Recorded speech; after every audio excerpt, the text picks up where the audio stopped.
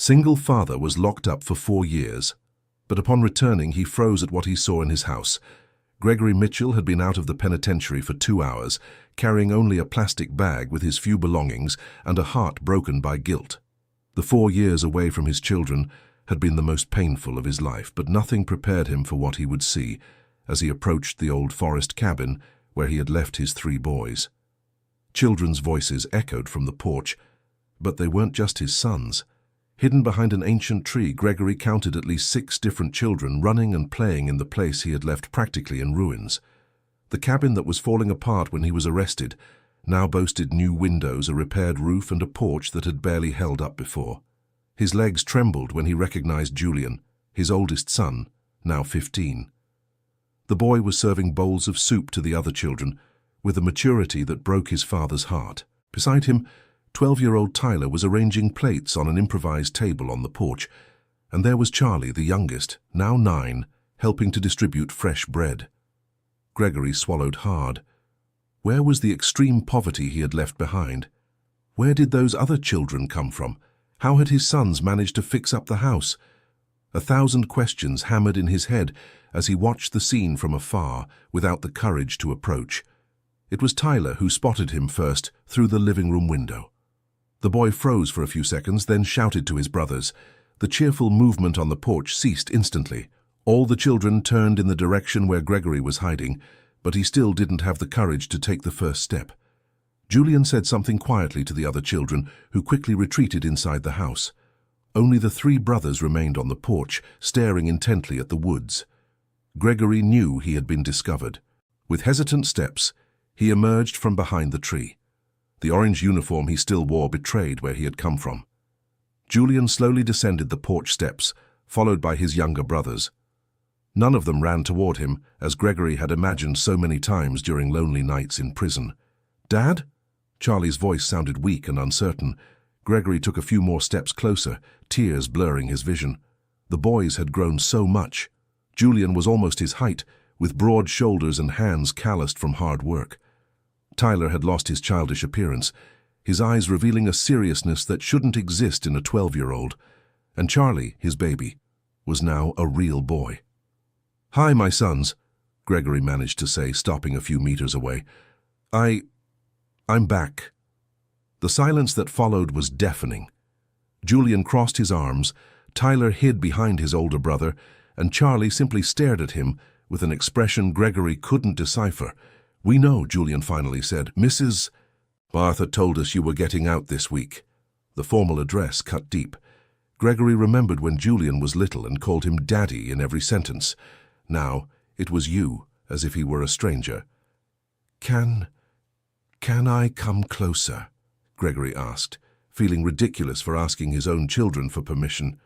Julian hesitated, then gave a curt nod. Gregory approached slowly, noticing how the 3 boys stiffened. When he was just 2 meters away, he could see the changes better. Julian had a small scar on his forehead, Tyler was wearing clean but clearly patched clothes, and Charlie was holding a stuffed bear Gregory had never seen before. "Are you okay?" he asked, his voice faltering. "We are," Julian replied curtly. Gregory looked at the renovated cabin, then back at his sons. Questions piled up in his throat, but he didn't know how to ask them without sounding like an intruder. "I saw there are other children here. Did you make new friends?" "Something like that." Tyler spoke for the first time. His voice also changed and deeper. Before Gregory could ask more questions, the house door opened and a woman of about 50 came out onto the porch. Gregory recognized her immediately. It was Martha, the neighbor who lived about 500 meters away on the other side of the woods. "Gregory," she said, her tone neutral, neither warm nor cold. "Mrs. Martha," he replied, slightly inclining his head. "Thank you for taking care of my children." The woman descended the steps and positioned herself between Gregory and the boys, a clearly protective gesture.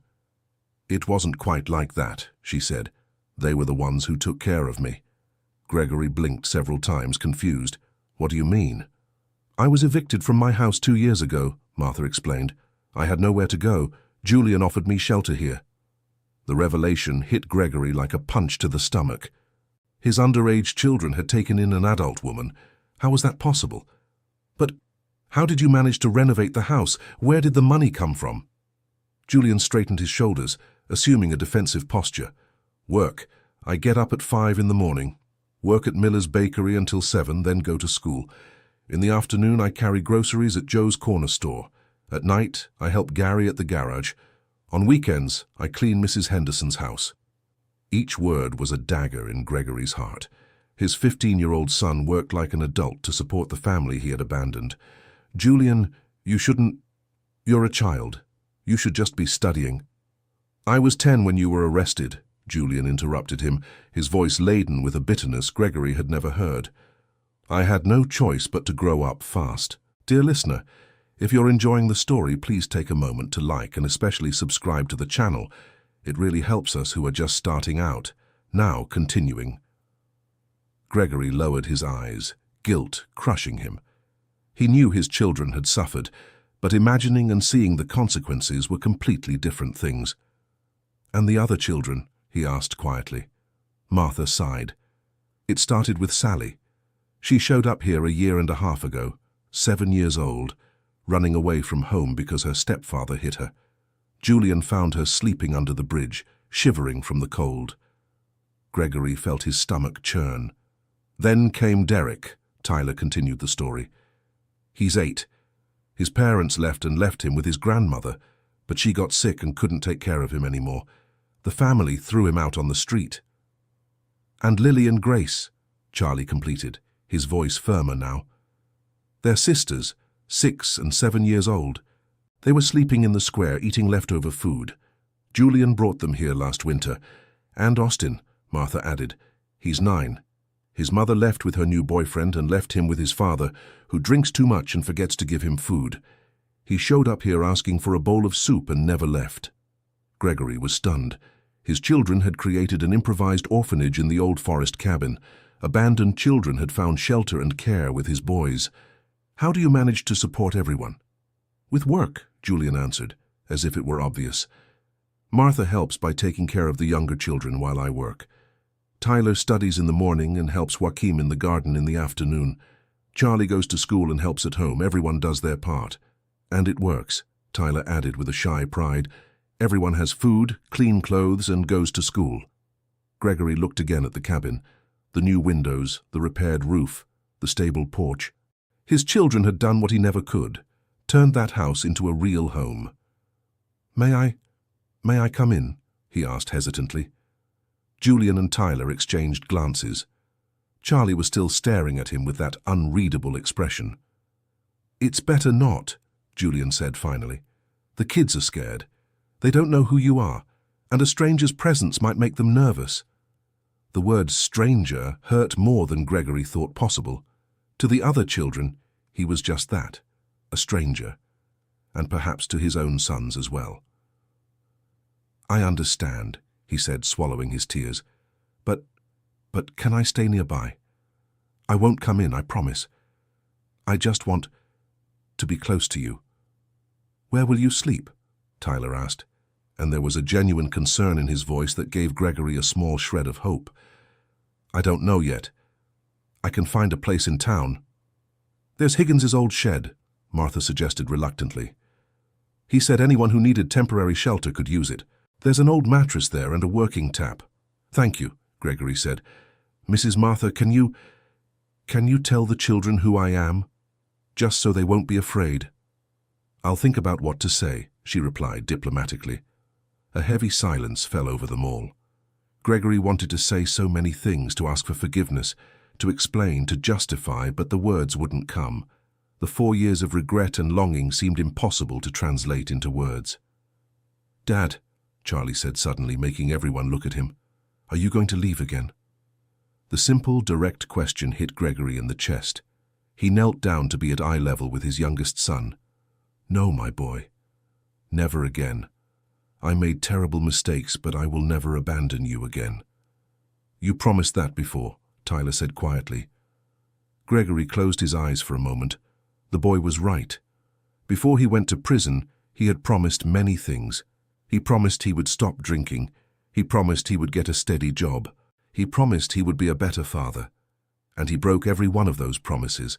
"You're right, Tyler," said Gregory, looking his son in the eye. "I broke my promises before. But this time is different. This time I know what I lost, and I know what I need to do to earn back your trust." "And what's that?" Julian asked, skepticism evident in his voice. "Work," Gregory answered. "Work honestly, every day, to help support our family. Because it's 7 kids now, right? I can't leave all the responsibility just on your shoulders."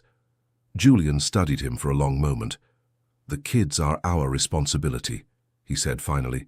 "If you want to help, you have to understand they stay with us. We're not going to abandon them." "I understand," Gregory said quickly, "and I think what you've done is amazing. I'm proud of you." "We don't want you to be proud," Tyler said, his voice trembling slightly. "We wanted you to be here." The sentence cut deep. Gregory felt the tears finally escape. "I know, son. I know, and I'm sorry. I'm so sorry." Charlie took a small step toward his father, but stopped when Julian put a hand on his shoulder. "Let's go inside," Julian said. "It's time for dinner." Gregory nodded, understanding the dismissal. He watched his 3 sons climb the porch steps and enter the house. Martha hesitated for a moment. "Gregory," she said softly, "they suffered a lot. More than children should ever suffer." Julian cried himself to sleep every night for the first year. Tyler developed a stutter from the stress. Charlie wet the bed until he was 7. Each revelation was like a stab. "But they're good kids," she continued. "Julian became a man at 10, but he's still a child who needs his father. Tyler pretends to be strong, but he has nightmares, and Charlie, he loves you, but he's afraid to love you again." "What do I do, Mrs. Martha?" Gregory asked desperately. "Be patient, prove you've changed, and don't try to force anything. They need to trust you again, and trust is built slowly." With that, Martha went into the house, leaving Gregory alone in the woods. He walked slowly to the shed the neighbor had mentioned. It was a small, damp structure, with leaks in the roof and a smell of mold. The mattress was stained and the faucet dripped constantly. Still, it was better than anywhere he had slept in prison. Gregory sat on the edge of the mattress and buried his face in his hands. The reality of what he had lost was becoming clear. It wasn't just 4 years away from his children. He had lost their childhood, the important moments, the conversations, the affection. He had lost their trust, their respect, and perhaps even their love. But more than that, he had lost the right to be called a father. Julian called him Sir because that's what Gregory had become, a stranger who only shared blood with them. That first night, Gregory barely slept. With every noise from the woods, he wondered if the children were okay, if the younger ones were scared, if Julian was able to rest after a work day that started at 5 in the morning. The next day, Gregory woke before dawn and walked to the nearest town. He needed to find work. He had no diploma, no positive professional references, and still carried the stigma of an ex-convict. But he had to try. The first bakery where he asked for a job refused him as soon as they learned of his past. The second one didn't even let him finish speaking. At the third, the owner was more direct. "I don't hire ex-cons. I'm sorry." Gregory spent the whole day going door to door. Supermarkets, stores, garages, bars. Always the same answer. No to ex-cons. At the end of the day, he returned to the shed defeated and hungry. He had only earned a few coins helping a truck driver unload goods, barely enough for a meal. During the night, he heard laughter coming from his children's cabin. It was the other children having fun. The sound should have brought him joy, but it only increased his feeling of exclusion. Those children had something he had lost, the presence and care of his own children. On the third day, Gregory tried a different approach. Instead of mentioning his legal situation immediately, he focused on his skills. He was good with his hands, knew how to fix things, had experience with construction. He got a 1-day job helping to repair a fence. The money wasn't much, but it was honest. That night he left half of what he had earned on the doorstep of the cabin, along with a note. To help with the children's expenses, Dad. The next day the money was back in the shed, with a reply from Julian. "We don't need it. Thank you anyway." Gregory didn't give up. He kept looking for work every day and leaving part of what he earned at the house door. And every day, the money came back. It was in the second week that something happened that changed everything. Gregory was returning from another fruitless day of job hunting when he heard shouts coming from the direction of the cabin. He ran through the woods, his heart racing. Getting closer, he saw a big commotion on the porch. A tall, fat man, clearly drunk, was yelling at Julian while holding Charlie by the arm. "This boy is my son," the man shouted. "You can't keep him." Gregory recognized the situation immediately. It was one of the foster children's fathers who had come back to claim his son. Julian was trying to stay calm, but Gregory could see the desperation in his eyes. "Mr. Harrison, you're drunk," Julian was saying. "Let's talk when you're sober." "Don't tell me what to do, you brat," the man shouted, tightening his grip on Charlie's arm. Gregory realized the man had mistaken the children. It wasn't Austin he was holding, but Charlie, his own youngest son. Without a second thought, Gregory stepped out of the woods. "Let the boy go," he said, his voice firm but controlled. The drunk man turned, staggering. "Who are you?" "I'm his father," Gregory replied, referring to Charlie. "And you're hurting my son." Julian looked at Gregory in surprise. It was the first time he'd seen him assume the role of family protector. "Your son?" The drunk man laughed. "What kind of father are you, letting the boy live with others?" The accusation stung, but Gregory didn't let it shake him. "A father who made mistakes," he said, "but who is here now and won't let anyone hurt his children."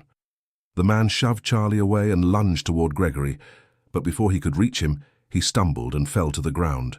Gregory quickly scooped Charlie into his arms, checking if he was hurt. "Are you okay, son?" he asked, examining the child's arm. Charlie nodded, but Gregory could see the tears in his eyes. Martha came out of the house with the other children, who were clearly frightened. "Austin is inside," she said to the man on the ground, "but I won't let you take him in this state." The man tried to get up, but he was too drunk. After a few minutes of frustrated attempts, he finally gave up and staggered away, shouting threats that no one took seriously. Gregory was still holding Charlie, who had wrapped his arms around his father's neck. "Thank you," Julian said quietly, "for defending him." "They're my children," Gregory replied, looking into his eldest son's eyes. "They'll always be my children." That night, for the first time, Gregory was invited into the house. Not for dinner or to stay, but to talk on the porch while the other children slept. "The kids got scared," Tyler said. "They're not used to people shouting and drinking." "I understand," Gregory replied. "In prison I saw many men who lost their families because of drinking and violence. I never want to be like them." "You used to drink before," Charlie said, his voice small. "I remember." Gregory closed his eyes for a moment. Charlie was only 5 when he was arrested, but he already remembered the fights, the shouting, the smell of alcohol. "It's true," Gregory admitted. "I drank to forget my problems, but only created bigger ones. In prison, I learned that drinking doesn't solve anything. It only destroys." "You don't drink anymore?" Tyler asked. "I haven't touched a drop in 3 years," Gregory answered honestly, "and I never will again. I promise you." Julian studied him with that maturity Gregory was still getting used to seeing. "You promised a lot of things before." "I know," Gregory said, "and I know my words aren't worth anything to you anymore. I can only show you with actions." It was then that Martha came out of the house carrying a cup of hot coffee. "For you," she said to Gregory. "It's cold today." The simple gesture was like a hug. Gregory accepted the cup gratefully. "Thank you, Mrs. Martha." "Listen, Gregory," she said, sitting in an old chair. "I need to tell you something." The boys moved closer, curious. "What is it?" "I got a letter last week. It's from the social worker responsible for the children you took in. She wants to make a visit to see the conditions of the house." Gregory felt a chill in his stomach. "Is that a problem?" "It could be," Julian answered, visibly worried. "If she thinks we can't take proper care of the children, she could take them away." The possibility of their foster sisters and brothers being taken away clearly terrified the boys. Gregory could see the fear in their eyes. "When is the visit?" "In a week," Martha replied. "What do we need to do?" Gregory asked, automatically including himself in the family's problem. Julian looked at him with surprise. "You want to help?" "Of course I do. These kids are important to you, so they're important to me too. For the first time since he had returned, Gregory saw something like hope in Julian's eyes. The house is fine, Tyler said. We managed to fix almost everything. But it might not be enough, Martha added. The social worker will want to see documents, proof of income, a legal adult guardian. The last point hung in the air. The children had been raised by Julian, a minor. Technically, there was no legal adult guardian. What if I become the legal guardian? Gregory asked. Everyone fell silent. You would do that? Charlie asked. I would do whatever was necessary to protect this family, Gregory replied, looking at each of the children, all 7 kids. Julian stood up and walked to the edge of the porch, looking at the dark forest. I don't know if I trust you, he said honestly. I understand, Gregory answered. But let me try to prove I deserve a chance. Julian turned to look at him. How? Let me help prepare everything for the social worker's visit. Let me look for a steady job to have proof of income. Let me be part of this family, even if it's slowly. Tyler and Charlie looked at Julian, clearly waiting for his decision. The oldest son had become the true head of the family, and everyone respected his authority. There's one condition, Julian said finally. What? You can't sleep in the shed anymore. You have to sleep here, helping to take care of the kids. A father's responsibility isn't just during the day. Gregory felt his heart race. It was more than he had dreamed of. I accept, he said immediately. And there's another condition, Tyler added. What? You have to talk to each of the kids and explain who you are. They deserve to know.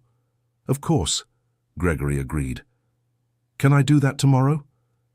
You can, Charlie said, a small smile appearing on his face. That night, Gregory slept on the living room floor, using some old blankets Martha lent him. It wasn't comfortable, but being in the same house as his children was worth any discomfort. He woke before dawn, as always, but this time it wasn't to look for work in town. It was to help Julian get ready for another day of multiple jobs. Julian, he called softly, so as not to wake the other children. The boy opened his eyes immediately. Gregory realized it was the light sleep of someone who carries a lot of responsibility. What is it? Let me go work in your place today at the bakery. You can rest a little more. Julian sat up in bed, confused. You don't know the work. I can learn, Gregory said. You work too much, son. Let your father help. The word father seemed to sound strange to both of them, but Julian didn't reject it. Mr. Miller won't like having a substitute without warning. Then let's both go. You teach me, and little by little I'll take on some tasks. What do you think? Julian hesitated, then nodded. Okay, but if there's a problem, the responsibility is mine, Gregory reassured him. The two left together in the early morning, walking through the forest toward town. It was the first time Gregory and Julian had been alone since his return. Son, Gregory said after a few minutes of silent walking. I want you to know that I'm very proud of the man you've become. But it makes me sad that you had to become a man so early. Julian kept walking without answering for a while. I didn't have a choice, he said finally. I know, and that's my fault. It is, Julian agreed without hesitation. The honesty hurt, but Gregory knew he deserved it. Can I try to make it up? I don't know if it can be made up, Julian answered. But maybe we can start over. It was more hope than Gregory dared to expect. At the bakery, Mr. Miller received Gregory with suspicion, but Julian interceded for him. The baker agreed to let Gregory help for a few days to see how he would do. Gregory dedicated himself to the work with an intensity that surprised even Julian. He carried sacks of flour, cleaned pans, organized bread on the shelves. His hands, accustomed only to the odd jobs of recent days, soon grew sore, but he didn't complain. Do you have any experience with baking? Mr. Miller asked. No, sir, Gregory answered, but I have a strong desire to learn and work. The baker observed Gregory for a few moments. Julian told me you just got out of prison. Gregory stiffened, expecting to be dismissed. He did. I normally don't give chances to ex-cons, Mr. Miller continued. But this boy here, he pointed at Julian, Works like 3 grown men. If he vouched for you, I'll give you a chance." Gregory felt a huge emotion. His own son had interceded for him. "You won't regret it, Mr. Miller." "I hope not. You can start tomorrow at 5. The pay is low, but it's honest work." On the way back home, Julian seemed more relaxed. "Thank you," Gregory said. "For what?" "For speaking well of me to Mr. Miller, for giving me a chance." "You're my father," Julian said simply. "Even when I was angry, I wanted you to come back and be a real father." Gregory had to stop walking to avoid crying in front of his son. "I will be, son. I promise I will be." When they got home, the children were having breakfast on the porch. Gregory was formally introduced to each of them. Sally, 8 years old, shy but with clever eyes. Derek, also 8, playful and talkative. Lily and Grace, the little sisters aged 6 and 7 who were inseparable. And Austin, 9 years old, the boy whose drunk father had shown up the day before. "Kids," Gregory said, sitting on the porch floor to be at their level. "I'm Gregory, the father of Julian, Tyler, and Charlie. I know you don't know me, but I want you to know that this is your home and I will do everything I can to take care of you too." "Are you going to send us away?" Sally asked in a small voice. "Never," Gregory answered firmly. "You are part of our family now." "My dad said he was coming back to get me," Austin said, clearly referring to the episode from the day before. "And if he comes back sober and can take proper care of you, we will support that," Gregory answered honestly. "But if he just brings trouble, we will protect you. Deal?" Austin nodded, seeming relieved. "And if the lady from the government wants to take us away?" Grace asked. Gregory looked at Julian, who nodded, encouraging him to answer. "We will do everything we can to show that you are well cared for here," Gregory said, "and if necessary, I will officially become responsible for you. That way no one can take you away without a good reason." The children seemed to calm down a bit. Derek, the most extroverted, approached Gregory. "Do you know how to play soccer?" Gregory smiled. "I know a little." "Why?" "Because we made a little field out back behind the house, but Julian never has time to play with us." Gregory looked at Julian, who shrugged with an expression that said, "If you want to—" "How about we play after lunch?" Gregory suggested. The children cheered with joy, and for the first time since he had returned, Gregory saw genuine smiles directed at him. The following days became a new routine for Gregory. He would wake up at 4:30, work at the bakery until 7, return to have coffee with the family, spend the morning doing small repairs around the house, have lunch with everyone, play with the children in the afternoon and help with homework in the evening. It was tiring, but for the first time in years, Gregory felt useful and needed. The social worker, Dr. Brooke, arrived on a rainy Thursday. She was a woman in her early 40s with a serious but not hostile demeanor. Gregory was nervous, but tried not to show it. "Mr. Gregory," she said, shaking his hand. "I'm Brooke Harrison, the social worker responsible for monitoring the children Sarah, Derek, Lily, Grace, and Austin." "A pleasure, Doctor. Welcome to our home." Dr. Brooke spent 2 hours inspecting the house, speaking with the children individually, checking documents and making notes in a folder. Gregory tried to read her expression, but she maintained a professional, neutral face. "The children seem well cared for," she finally said. "The house is clean, organized, there's enough food, they are all attending school regularly." "Yes, ma'am," Gregory replied. Julian always insisted that education was a priority. "Julian is an exceptional young man," she agreed, "but he is a minor. I need an adult legal guardian to keep the children here." "I am the legal guardian now," Gregory said. "I have a steady job, proof of income, and I'm willing to do all the necessary procedures to formally adopt all 5 children." Dr. Brooks studied him carefully. "Mr. Gregory, I know you spent some time in prison. May I ask the reason?" Gregory had prepared for this question. "Tax fraud," he answered honestly. "I was financially desperate after losing my job and made very poor decisions. I served my full sentence, and I'm determined never to repeat those mistakes." "I see," she said, making more notes. "And how do you plan to support 8 people on a baker's salary?" "It's not just my salary," Gregory explained. "Julian also works. Mrs. Martha receives a small pension and helps us." Tyler is starting to work part-time on weekends, and we're making a vegetable garden that's already producing some vegetables.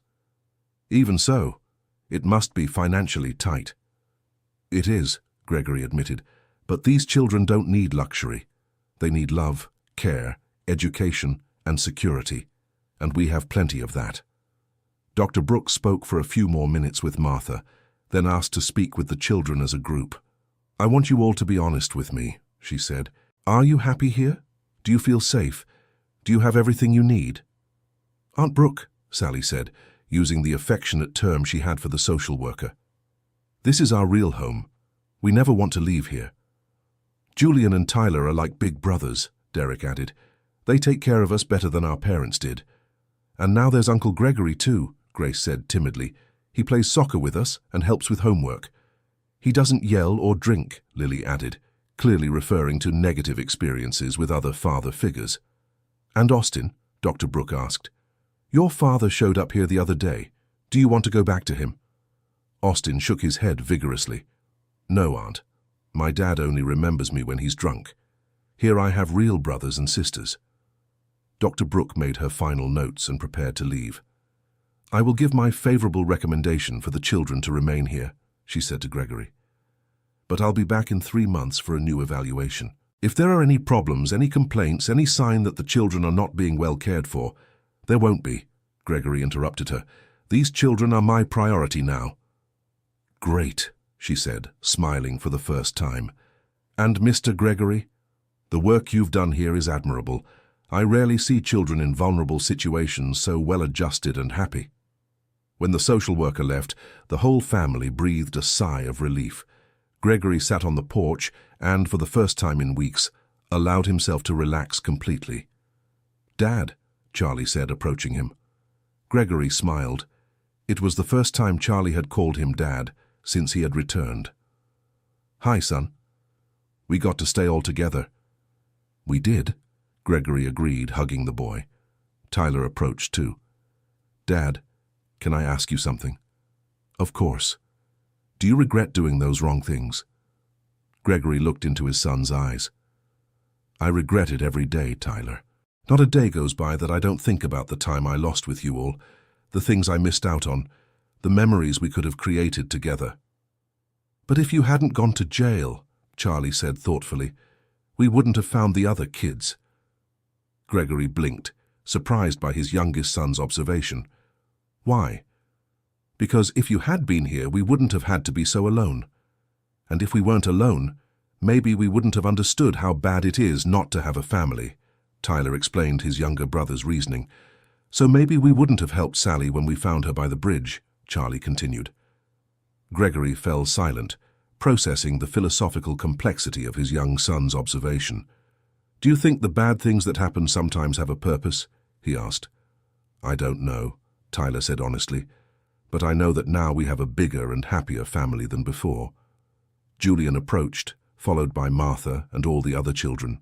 "Dad," said Julian, and Gregory noted it was the first time his eldest son had called him that since he'd returned. "I wanted to say something." "Go ahead, son." "Thank you for coming back. Thank you for staying. And thank you for accepting our family as it is now." Gregory felt his eyes well up. "Thank you for letting me be a part of it." That night, they all had dinner together on the porch. The children talked about school, about friends, about plans for the weekend. Gregory contributed funny stories from his work at the bakery. Martha talked about the flowers she was planting in the yard. It was an ordinary family scene, but to Gregory, it felt like a miracle. After all the children went to sleep, Gregory, Julian, Tyler, and Charlie stayed on the porch talking. "Dad," Tyler said, "can I tell you a secret?" "Of course. I was really afraid you would come back." Gregory felt his heart tighten. "Why, son?" "Because I thought you would want everything to go back to how it was before. That you'd send the other kids away. That you'd fight with Julian for taking charge of everything. That you'd want to be the boss without having done the hard work." "And now?" Gregory asked, apprehensive of the answer. "Now, I see you've really changed. You don't want to be the boss. You want to be part of the family." "That's exactly right," Gregory confirmed. "You built something beautiful here. I just want to help protect and take care of what you created. Julian smiled. You know what's funniest, Dad? What? When I was little, I dreamed of having a big family. I wanted lots of brothers and sisters, a house full of laughter, parents who took care of everyone. I never thought I'd get it, but in a different way. Different how? I thought that parents were the ones who made the family. But I learned that it's the family that makes the parents. The kids we took in taught me to be responsible. Mrs. Martha taught me how to take care of a house. Tyler taught me that strength doesn't mean not crying. Charlie taught me that love doesn't depend on age. Gregory was impressed by his teenage son's wisdom. And what did I teach you? He asked, curious. Julian thought for a moment. You taught me that it's never too late to start over, and that being a father isn't about being right all the time, but about being there when it counts. Dear listener, if you're enjoying the story, please take a moment to like and especially subscribe to the channel. It really helps us who are just starting out. Now continuing. The following weeks brought new challenges and joys for the Mitchell family. Gregory had completely adapted to the household routine, sharing responsibilities with Julian naturally. The younger children had started calling him Uncle Gregory, or simply Dad, depending on what felt more comfortable. One day, Gregory came home from work and found Martha crying in the kitchen. Mrs. Martha, what happened? A letter arrived, she said, handing him an official envelope. It's about my old house. The owner is selling the land, and they want me to remove the rest of my things that were left there, or they'll throw everything out. Gregory read the letter quickly. Martha had 1 week to retrieve her belongings. Do you want to go get your things? I do, she said, drying her tears. There are some photos of my mother there, some mementos of my late husband, but I don't know how I'll do it. I don't have money to rent a truck, and I can't leave the children alone all day. I'll help, Gregory said immediately. I can ask Mr. Miller for a day off. We'll rent a small truck and go get everything. You would do that? Of course, Mrs. Martha, you're part of our family, and family helps family. The following Saturday, Gregory, Julian, and Tyler set off with Martha toward her old house. It was a 2-hour trip down a bumpy road. During the journey, Martha told them more about her life. She had been married for 20 years but lost her husband in a work accident. With no children and a small pension, she struggled to keep up the house after a few years. When she was evicted, she had nowhere to go. It was the greatest luck of my life to find you, she said, or rather, for you to find me. The luck was ours, Julian replied. You taught us how to really take care of a house, how to make good food, how to treat injuries. We wouldn't know how to care for the other children without you. When they arrived at Martha's old house, Gregory was shocked. It was a simple structure but completely abandoned. The roof had partially collapsed, the windows were broken and weeds grew everywhere. My God, Martha murmured. It's worse than I imagined. Gregory put a hand on her shoulder. Let's go in carefully and get your things. The important thing is to recover what has sentimental value. They spent the entire day sifting through the rubble and dampness. They found damaged but recoverable photo albums, some simple jewelry, clothes that still fit, kitchen utensils, and most importantly a small box with letters that Martha's late husband had written to her during their courtship. I thought I had lost this forever, she said, holding the box to her chest. By the end of the day, they had filled the truck bed with everything worth saving. On the way back, Martha was visibly more cheerful. Now I can decorate my room in the cabin with my things, she said. It will feel more like a home. Mrs. Martha, Tyler said, your room is already your home. The whole cabin is your home. I know, dear, she replied, smiling. But it's nice to have some memories from the past to mix with the new memories we're making. When they got home, all the children were eager to see what they had brought. Sally was enchanted by an antique mirror that Martha had restored. Derek was interested in a collection of children's books that had belonged to Martha's late husband when he was a child. Can I read these books? Asked Derek. Of course, my dear, Martha replied. That's what they're for. That night, Gregory was organizing some tools in the shed when Julian approached. Dad, can I talk to you? Always, son. I've been thinking about something. About what? We managed to solve Mrs. Martha's problem today, And last week we helped Austin when his father showed up drunk. And last month we got the social worker to let the kids stay. That's true, Gregory agreed. And so? It's just that I was thinking, maybe we can help other kids too. Not necessarily by bringing them to live here because we don't have the space, but maybe by creating a support network, you know? Gregory stopped organizing the tools to look at his son. Explain this idea better. Like this, there are a lot of kids at school who go hungry at home. We could make a community soup on weekends. Or there are kids who can't read well. Tyler and I could give tutoring lessons. Or there are kids who don't have proper clothes. We could organize a donation drive. Gregory was impressed with Julian's social vision. Have you thought about all this already? I've been thinking about it for a while, Julian admitted. But before, I couldn't do it alone. Now, with you here, with Mrs. Martha, with Tyler growing up, I think we have a solid foundation to help other people. It's a wonderful idea, son, Gregory said, feeling immense pride. But it will be a lot of work. I'm not afraid of work, Julian smiled. I learned that from you. From me? Gregory asked, surprised. You work at the bakery, then come take care of the house, then play with the kids, then help with homework, then fix what's broken. You work more than I did when I was alone. Gregory had never thought about it that way, but I do it because I want to, not because I have to. Exactly, Julian said. That's what makes the difference. You work hard out of love, not out of desperation like I used to. The conversation was interrupted by Charlie running up. Dad, there's a problem.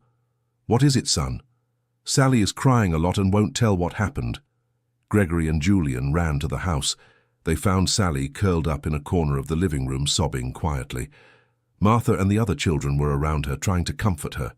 Gregory knelt in front of the little girl. Sally, my love, what happened? You can tell Daddy. The girl lifted her eyes, red from crying. Today at school, she said between sobs, a girl in my class asked where my real mother was. I said I lived with you. Then she said you weren't my real family, that I was an abandoned child, that nobody really wanted me. Gregory felt anger rising in his chest, but he controlled himself so as not to scare the girl. And what did you say to her? I didn't know what to say, Sally continued crying, because it's true that you aren't my blood family, and it's true that my real mother abandoned me. Sally, Gregory said, taking the little girl's small hands, look at me. She raised her eyes. Family isn't about blood. Family is about love, care, protection. It's about being there when someone needs you. It's about choosing to stay together even when it's hard. But let me finish, Gregory said gently. I am the biological father of Julian, Tyler, and Charlie, but for 4 years I wasn't their real father, because I wasn't here taking care of them. Julian was more of a father to the siblings than I was. Julian approached and sat down next to Gregory. And you, Gregory continued, are more of a daughter to me than I could have ever asked for. You help your brothers, you obey, you study, you're affectionate, you do your part for the family. That is far more important than sharing the same blood. So I'm your real daughter? Sally asked in a small voice. You are my daughter in my heart, Gregory said, hugging her, and that is stronger than anything else. What if my biological mother comes back and wants to take me away? Gregory looked at Julian, who nodded, encouraging him to be honest. If she comes back and can prove she can take better care of you than we can, if you want to go with her, we will support your decision. Because loving someone sometimes means letting them be free to choose. But I don't want to leave, Sally said quickly. I want to stay here forever. And we want you to stay, Tyler said, sitting down on the other side of the girl. Forever, Charlie added. Then it's settled, Gregory said. Tomorrow I'll go to the school to talk to your teacher about this incident. I won't let anyone make you feel less important because of your story. Sally smiled for the first time since she had come home from school. Thank you, Daddy. The word Daddy in her sweet voice filled Gregory's heart with a happiness he hadn't felt in years. The next day, Gregory went to the school as promised. He spoke with Sally's teacher and explained the family situation. The teacher committed to working with the class on different types of families and to being alert for possible bullying episodes. As Gregory was leaving the school, he was approached by a woman in her 30s. "Excuse me," she said. "Are you Sally's father?" Gregory hesitated. Technically, he wasn't the girl's biological father, but he was her family. "I am," he replied. "Why?" "I'm Brenda, Madison's mother, the girl who said those things to Sally yesterday."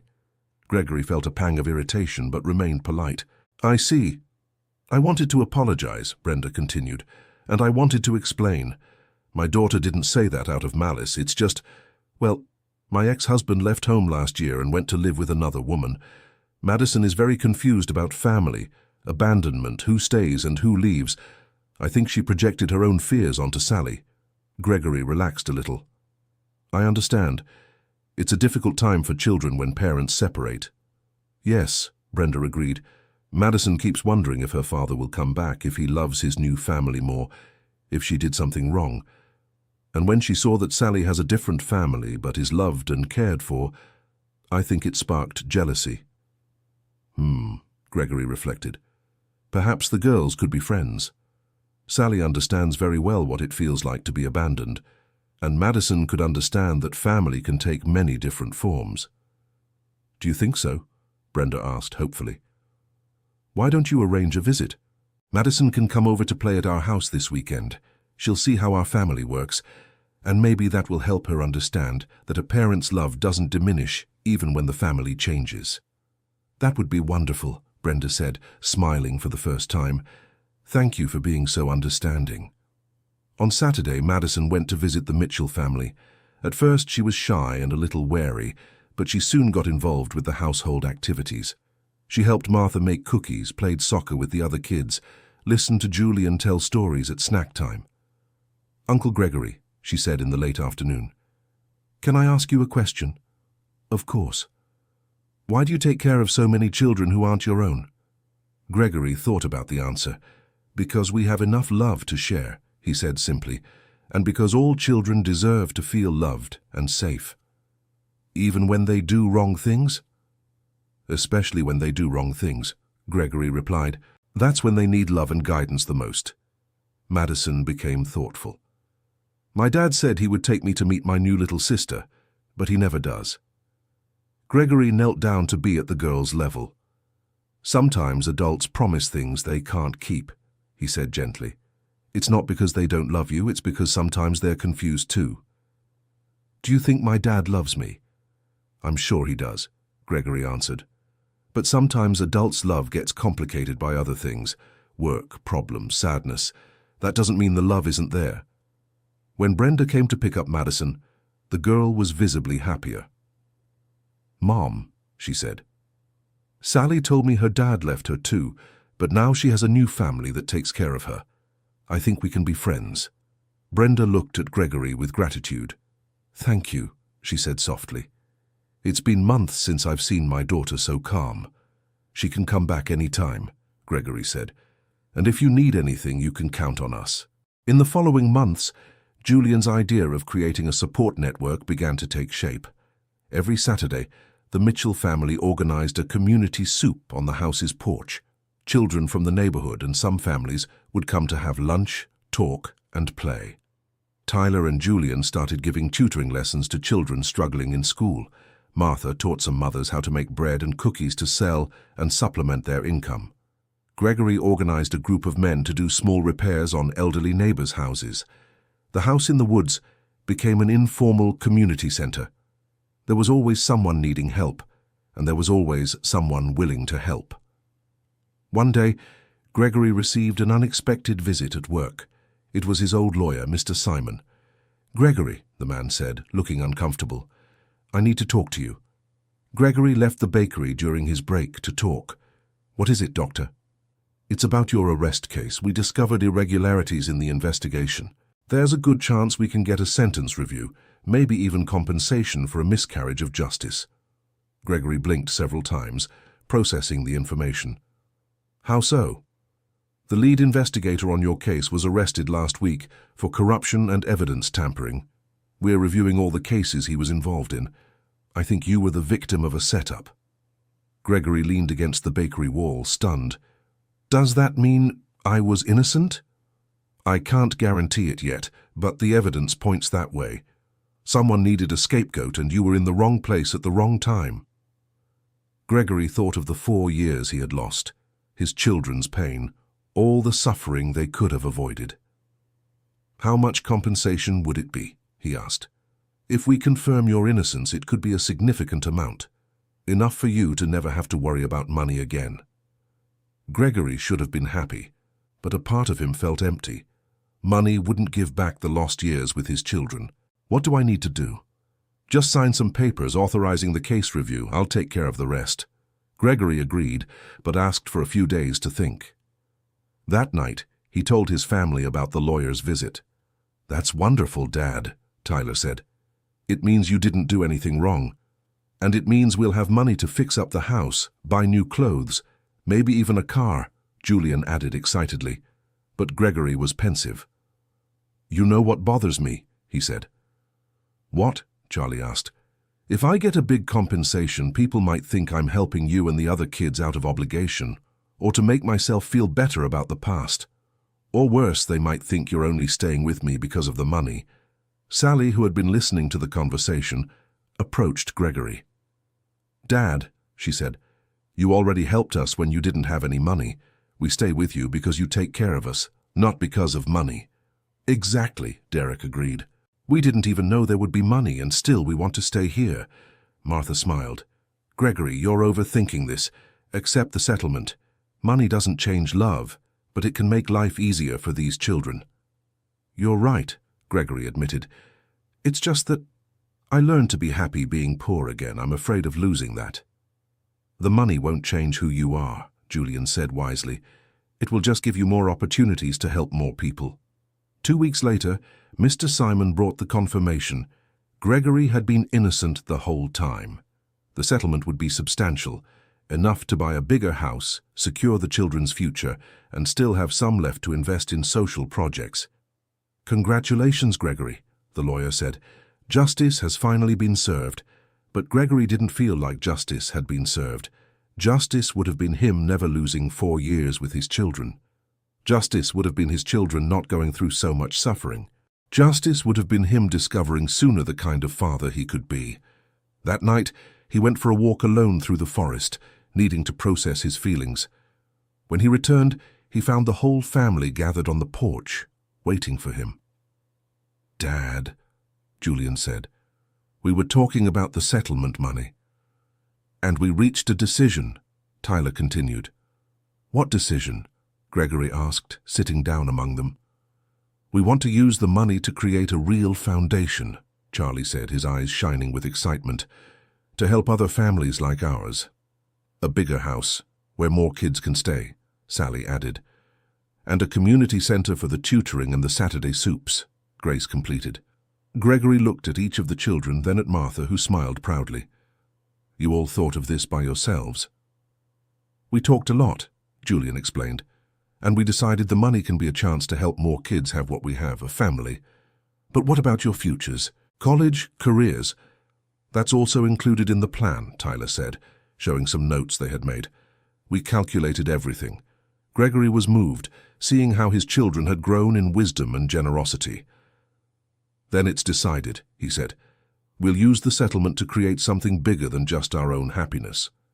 "But Dad," Derek said, "there's one condition." "What?" "The new house has to have a big porch, because we like sitting here talking after dinner." Gregory laughed, hugging the boy. "You got it. It'll have the biggest porch you've ever seen. And does it have a pool?" Lily asked timidly.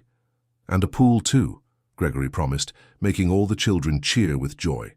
That night, Gregory slept more peacefully than he had in months, not because he had money, but because he had a family that knew how to use money for good. The following months were filled with hard work. Gregory, with the help of Julian and other community volunteers, began looking for suitable land for the project. They needed a place big enough to house more children, but that was close to the school and the town. They found the perfect place, an old 3-hectare farmstead with a large house that needed renovation and plenty of space to build other facilities. The price was within the settlement budget. "It's perfect," Martha said when they went to visit the land. "There's space for a vegetable garden for the children to play, to build the community center. And look," Tyler said, pointing to a huge tree in the center of the property. "We could build the most amazing tree house in the world right there." Gregory smiled, seeing everyone's enthusiasm. "Then it's decided. We're buying it." The moving process took 6 months. During that time, Gregory kept working at the bakery, but he also hired architects, engineers, and contractors to turn the farm into a welcoming home. The main house was expanded to have 12 bedrooms, an industrial kitchen, a study room, and of course a huge porch. They also built a community center with classrooms, a library, a kitchen for the Saturday soups, and a small auditorium for events. "Dad," Sally said one day, watching the construction, "what are we going to call this place?" Gregory thought for a moment. "How about Hope Haven?"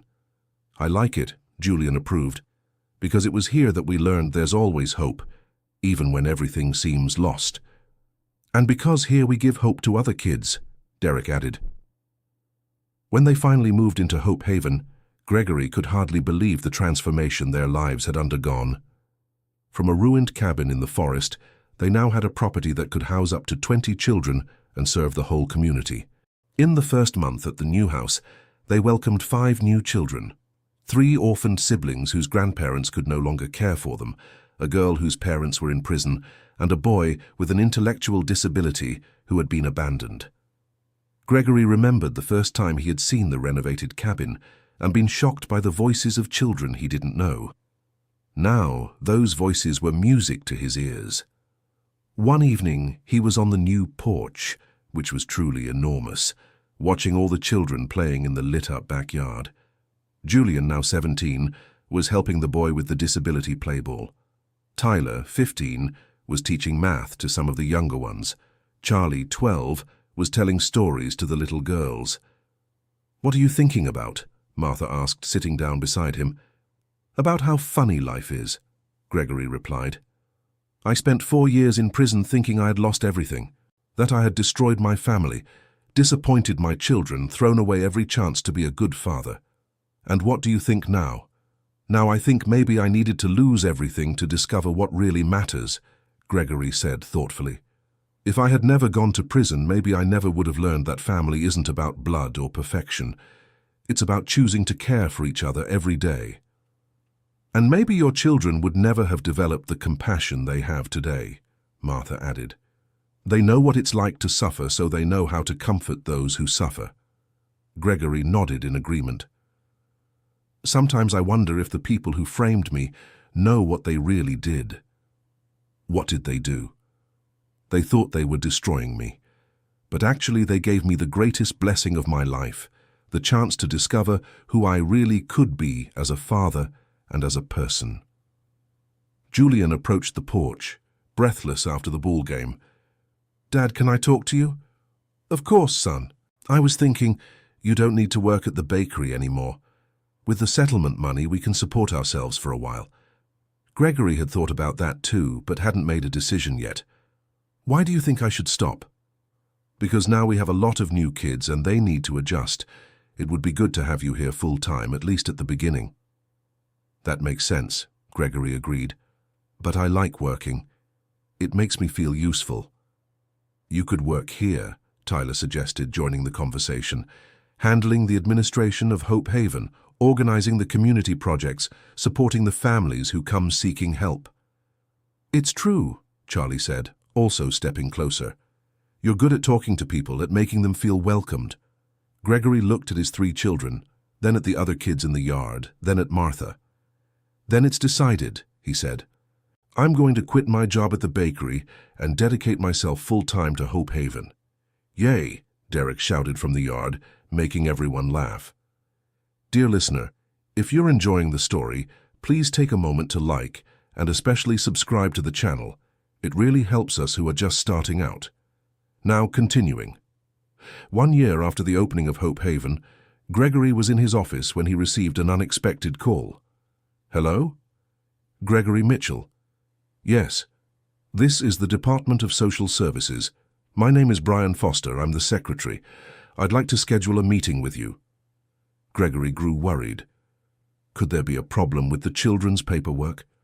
Of course. May I ask what it's about? I'd prefer to speak in person. Can you come here tomorrow at 2 in the afternoon?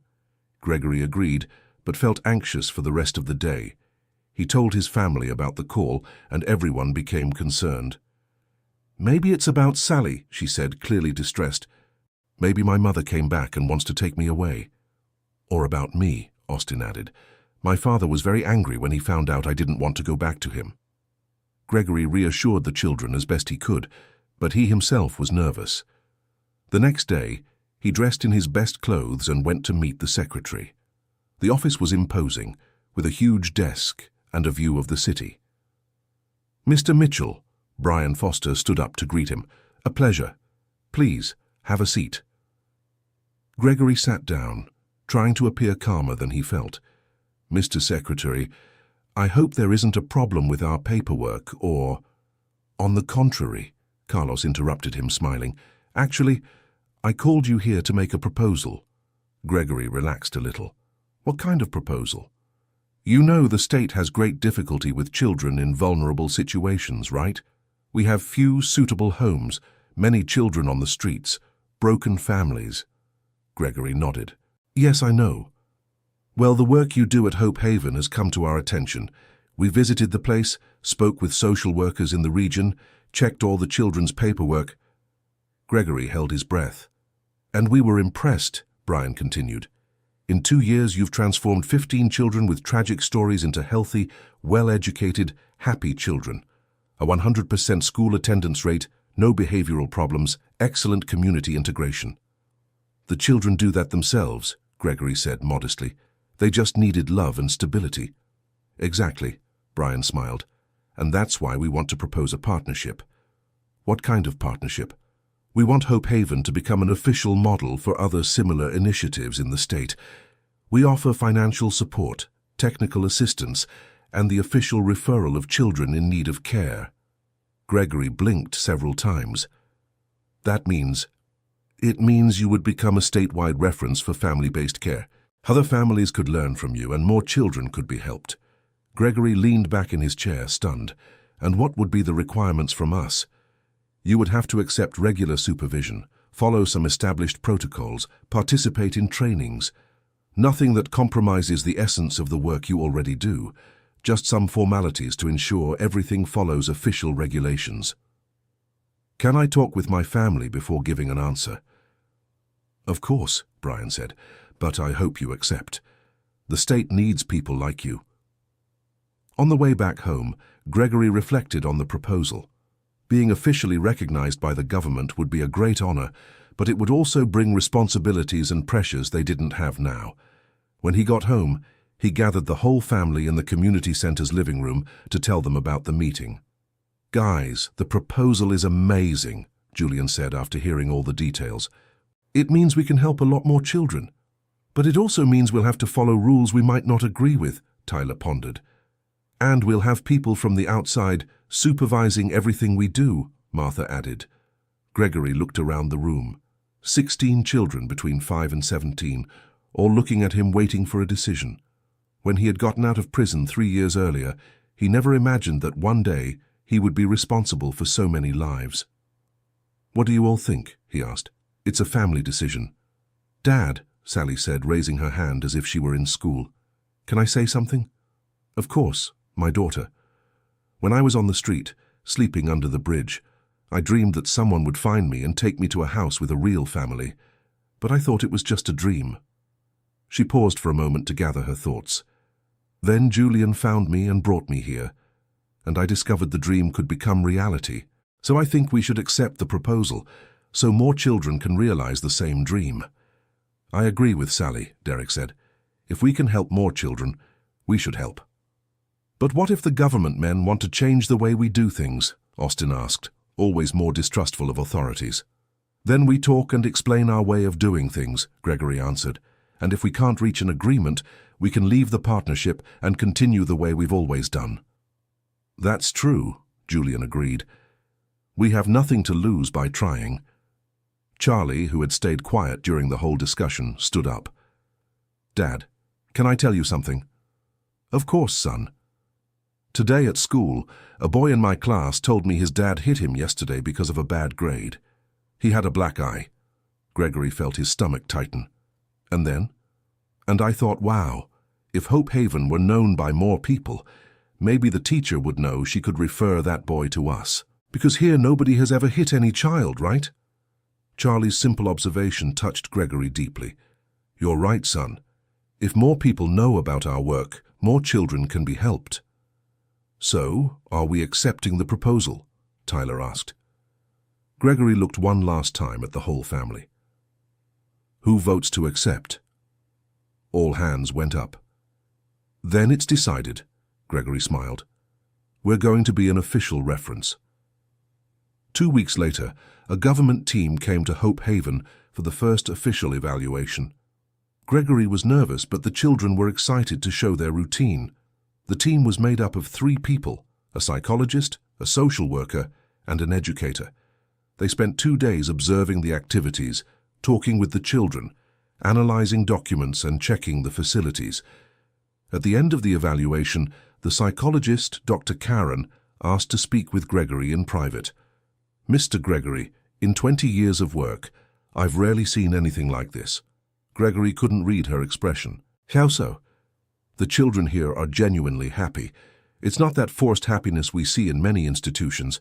It's the happiness of someone who feels loved and safe. Gregory breathed a sigh of relief. They are special children. Actually, Dr. Karen said, they're not. They're normal children with difficult stories. What's special is the environment you've created for them. She made some final notes in her folder. I will give my favorable recommendation, but I want to make a few suggestions. I'm listening. First, you need another psychologist on staff. Some of the children would benefit from regular professional support. Gregory nodded. It made sense. Second, it would be good to have more structured art and sports activities. I see you do things informally, but with qualified professionals, it could be even better. I agree. Third, you should document your practices better. Other places want to replicate what you do, but they need a manual, clear guidelines. Gregory hadn't thought of that. That's a good idea. And fourth, Dr. Karen smiled. Keep exactly the love and care you already have. That is the most important thing, and it can't get lost in the formalities. 6 months later, Hope Haven was officially recognized as a model of excellence in family care by the state government. Gregory received a certificate at a public ceremony, complete with a story in the local newspaper. How do you feel being recognized as a reference in childcare?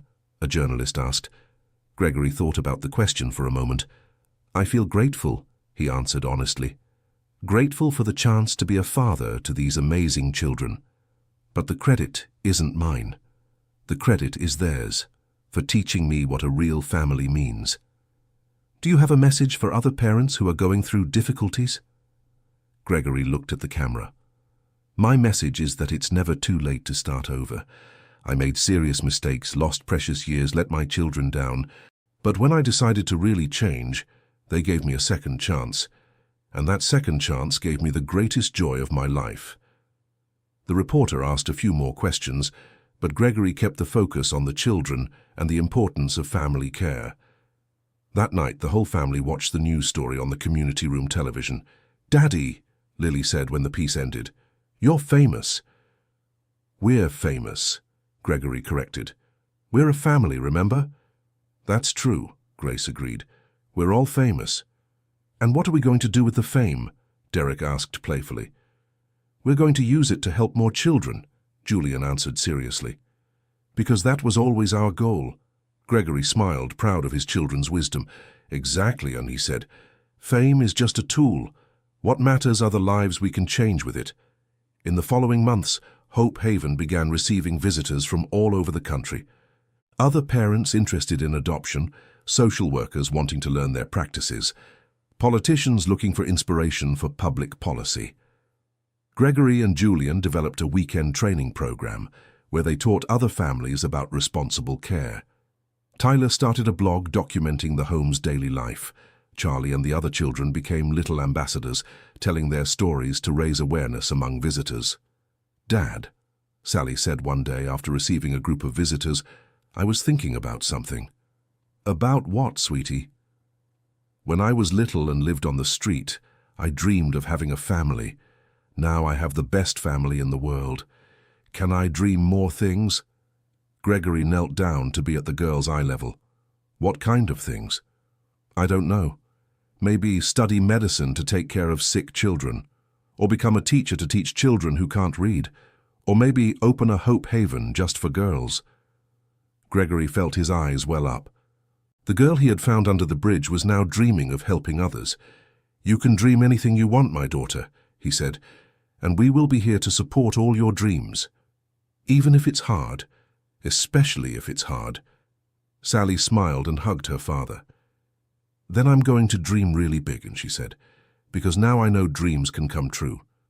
Gregory embraced his daughter, thinking about how life had changed. 3 years earlier, he was an ex-convict with no prospects, with children who barely recognized him as a father. Now he was responsible for a family of 20 people, a reference in childcare, and a father to children who dreamed of changing the world. More important than all of that, he had discovered that fatherhood wasn't about being perfect, but about being present. It wasn't about having all the answers, but about searching for the answers together with his children. It wasn't about giving everything materially, but about giving everything emotionally. That night, as he had every night for the past 2 years, Gregory made his rounds through the rooms to say goodnight to each child. It was a ritual he never missed, even on the most exhausting days. In the room of the youngest girls, Lily was having a nightmare. Gregory gently woke her and stayed by her side until she fell back asleep, peacefully. In the room of the middle boys, Derek was reading a book with a small flashlight under the covers. Gregory pretended not to see, but left a bookmark on the nightstand as a sign that he approved of the nighttime reading. In the teenager's room, Julian was studying for his college entrance exams. Gregory placed a hand on his son's shoulder. "Don't study too late, son." "Just a little longer, Dad. I want to get into university so I can help manage Hope Haven better later on." Gregory smiled. Julian had chosen to study public administration with a focus on social policy. "I'm sure you'll get in, but nothing is more important than your health." "I know, Dad. Thank you for always reminding me." In the last room, Tyler was sleeping soundly while hugging a math book. Gregory carefully took the book and covered his son with the blanket. When he finally reached his own room, Gregory sat on the bed and looked at a photo on his nightstand. It was a picture of the whole family taken the previous Christmas. 22 people smiling on the porch of Hope Haven. Him, Martha, their 3 biological children, the 15 fostered children, and 2 teenagers who had left the home for adult life but still visited regularly. Gregory remembered the first night he had spent in the damp shed after returning from prison. Back then he felt like the loneliest man in the world. Now it was impossible to feel lonely amidst so much love. His meditation was interrupted by a soft knock on the door. "Dad?" It was Charlie's voice. "Come in, son." Charlie entered with a worried expression. "I can't sleep." "Why?" "I keep thinking about things." Gregory made room on the bed for his son to sit. "What kind of things?" "It's just, tomorrow it's been 3 years since you came back from prison." Gregory hadn't remembered the date, but Charlie was right. "That's true. And I keep thinking, if you hadn't come back, do you think I would still be a good person?" The question took Gregory by surprise. "Why do you think that?" "Because sometimes I get angry with the younger kids, or I don't want to share my toys, or I tell lies to avoid doing boring chores, and then I remember how patient and kind you are, and I try to be like that too." Gregory hugged his son. "Charlie, you are a good person regardless of me. When I was in prison, you already helped your siblings. You were already affectionate with Mrs. Martha. You already shared your things with the other children." "Really? Really? I just help you remember the good person you already were." Charlie relaxed a little. "Dad, can I sleep here tonight?" Gregory smiled. "Of course, but just tonight because you're already a big boy." "I know," Charlie said, snuggling in. "But sometimes we need to be a child a little longer." Gregory turned off the light and listened to his son's breathing until it became deep and regular. Then he stayed awake a few more minutes thinking about the conversation. It was true that he had missed important years of his children's childhood. It was true that he had made grave mistakes that caused suffering to innocent people. It was true that he could never undo the past, but it was also true that he had found a way to transform suffering into love, guilt into purpose, failure into growth. Not just for himself, but for dozens of children who now had a real chance at a better future. The next day, Gregory woke up early as always. But instead of going straight to the kitchen to prepare breakfast, he walked to the porch and sat in the exact spot where he had talked with his children for the first time 3 years earlier. The house was silent. In a few hours, it would be a buzz of children getting ready for school, having breakfast, fighting over the bathroom, laughing at inside jokes. Gregory closed his eyes and said a silent prayer of gratitude. Gratitude for the second chance life had given him. Gratitude for the children who had forgiven him and accepted him back. Gratitude for the other children who had trusted him enough to call him Dad. Gratitude for Martha, who had become the loving grandmother all the children needed. "Dad?" a small voice called him. Gregory opened his eyes. It was Grace, 8 years old, one of the little sisters who had arrived 3 years ago, along with Lily. "Hi, sweetheart. You're up early today." "I dreamed that you had gone away," she said, approaching. Gregory opened his arms and she snuggled into his lap. "It was just a nightmare, my princess. Daddy isn't going anywhere." "Promise?" Gregory thought of all the promises he had broken in the past, and of all the promises he had kept in the last 3 years. "I promise," he said, with the certainty of someone who learned that promising isn't about never having fear or doubts, but about choosing to stay even when it gets hard. Grace relaxed in his arms. "Dad, can I tell you a secret?" "Of course." "Before we came to live here, Lily and I didn't know that parents could be affectionate. We thought a dad was just for scolding and telling you to do things." Gregory felt his heart tighten. "And now? Now we know that a dad is for taking care, for playing, for helping when we're sad, for teaching important things, for giving hugs. And for listening to secrets," Gregory finished. "And for listening to secrets," Grace agreed, smiling. "You know something, Grace?" "What?" "You taught me how to be a dad much more than I taught you how to be daughters." Grace thought for a moment. "What do you mean?" "Before you, I thought being a dad was about giving orders, controlling, having all the answers. But you taught me that being a dad is about loving, protecting, learning together. So we helped each other?" Gregory smiled at the girl's sophisticated vocabulary. "Exactly. We helped each other." The sun was rising, and Gregory knew the house would soon wake up. But for a few precious minutes, he stayed there on the porch, holding Grace, watching the garden the children had helped plant, listening to the birds that had made nests in the property's trees. "Dad," Grace said sleepily, "do you think we'll be a family forever?" Gregory looked through the house window and saw Martha moving in the kitchen, Julian getting ready to run in the backyard, Tyler organizing school supplies, Charlie still fast asleep. "I think we already are a family forever," he replied. "Because family isn't about living in the same house. It's about love that doesn't end, even when people grow up and follow their own paths." "Even if I become a doctor and go work in another country?" "Even if you become a doctor and go work on the moon," Gregory laughed. Grace giggled. "There are no children on the moon, Daddy." "Then you'll have to be a doctor for the stars." The silly conversation was interrupted by Derek appearing on the porch in his pajamas. "Dad, where's breakfast? I'm starving to death." Gregory laughed. "We're about to make it, son. Wake everyone up because today we're making a special breakfast." "Why special?" Gregory looked at Grace, then at Derek, then at the house full of life they had built together.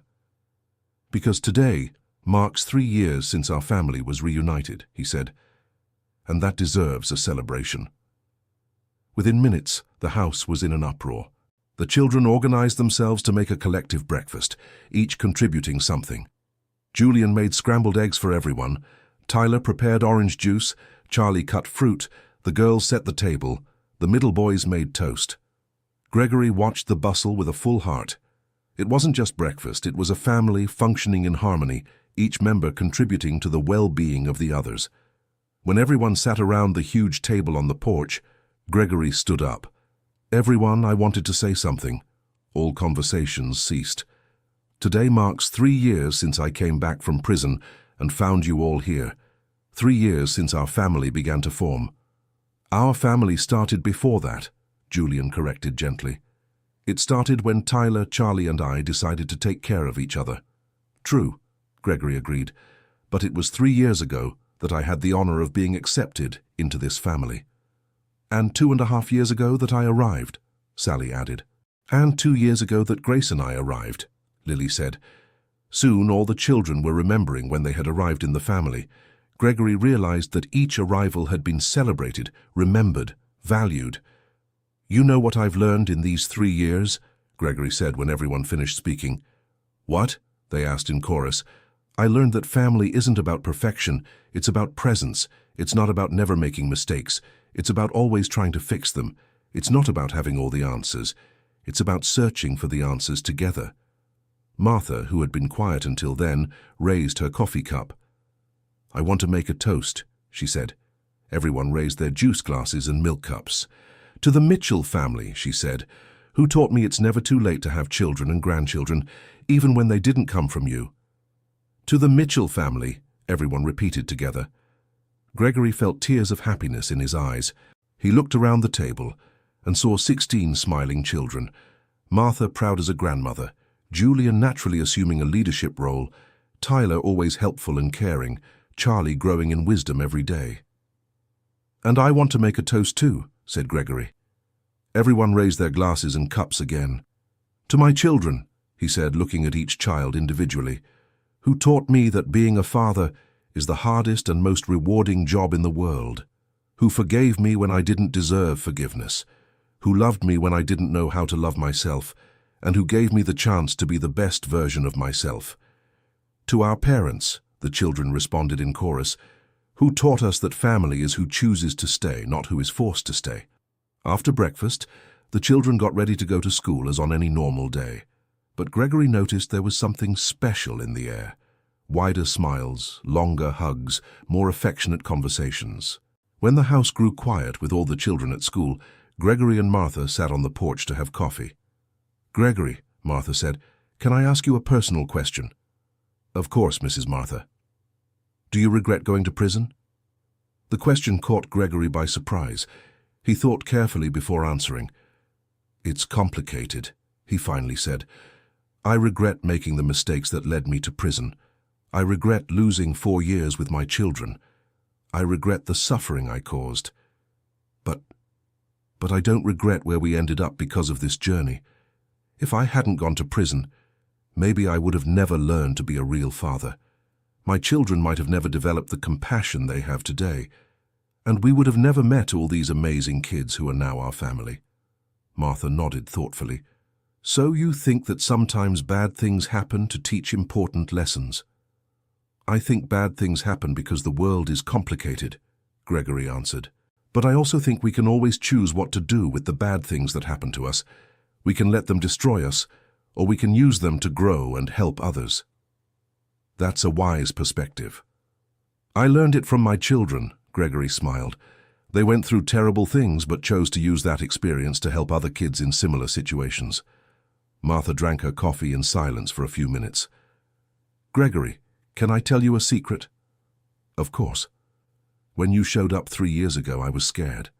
"Scared why?" "Scared that you would ruin everything the children had built. Scared that you would be authoritarian, violent, neglectful. Scared that you would take away the harmony that existed." Gregory wasn't offended. It was an understandable fear. "And now? Now I know you were the missing piece of the puzzle. The children were amazing at taking care of each other, but they needed a real father, and you learned to be exactly the father they needed. Thank you, Mrs. Martha. That means a lot coming from you. And you know what's most beautiful? What? It's that you didn't try to change them. You adapted to the family they had created, instead of forcing them to adapt to you." Gregory reflected on that. It was true. Instead of arriving imposing rules and authority, he had observed, learned, molded himself to the existing dynamic. "Maybe that's what it means to be a father," he said. It's not molding your children to our image. It's helping them become the best version of themselves. Exactly, Martha agreed, and that's why all these children respect and love you. Because you love them for who they are, not for who you want them to be. The conversation was interrupted by a car arriving at the property's entrance. Gregory stood up to see who it was. A man of about 40 got out of the vehicle, visibly nervous. "Can I help you?" Gregory asked, approaching. "Are you Gregory Mitchell?" the man asked. "I am, and you are?" "My name is Kenneth Harrison." I think you're taking care of my son." Gregory felt a chill in his stomach. It was the situation everyone feared, a biological father coming back to claim one of the children. "What's your son's name?" "Austin Harrison. He's 12. Gregory nodded. Austin was one of the first children they had taken in, the son of the man who had shown up drunk 3 years ago. "Mr. Kenneth, why don't you sit here on the porch? Let's talk."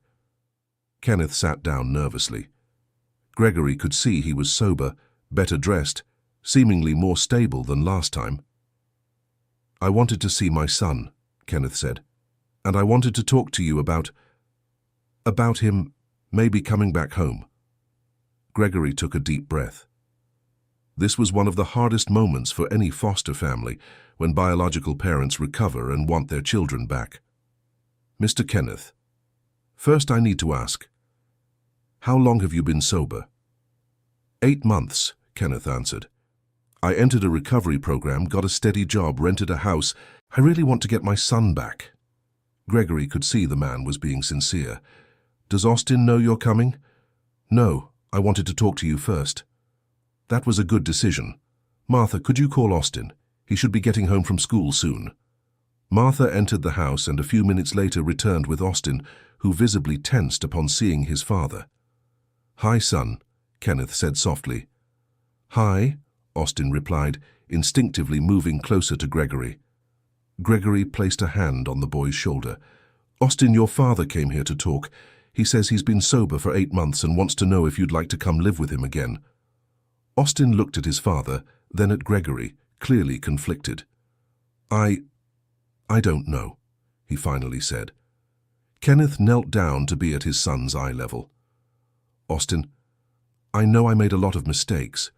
I know I scared you, that I didn't take care of you properly, that I abandoned you when you needed me most." The boy listened in silence. "But I've changed, son. I'm sober. I have a job, a home. I really want you to come home so we can be a family again." "But I already have a family," Austin said quietly. Kenneth looked at Gregory with a pained expression. "I understand," he said, "and I'm very grateful that these people took care of you when I couldn't. But you are my son, Austin, my real son." Gregory saw it was time to intervene. "Mr. Harrison, may I suggest something?" "Of course." "How about we start slowly? Regular visits, weekends together, so Austin can get used to you being sober and you can prove you've really changed." Kenneth thought about the suggestion. "And if after some time I prove I'm trustworthy, can he come home?" Gregory looked at Austin. "That will depend on what Austin wants. But yes, if you're both comfortable, it's a possibility." Austin seemed relieved not to have to make an immediate decision.